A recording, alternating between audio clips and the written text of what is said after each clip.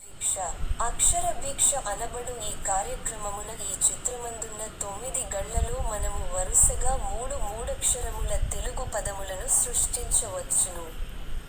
ఆ 3 పదముల మొదటి మరియు మూడవ అక్షరములను మాత్రము ఇచ్చి మధ్యనున్న రెండవ గడిని మాత్రము ఖాళీగా ఉంచుట జరిగినది.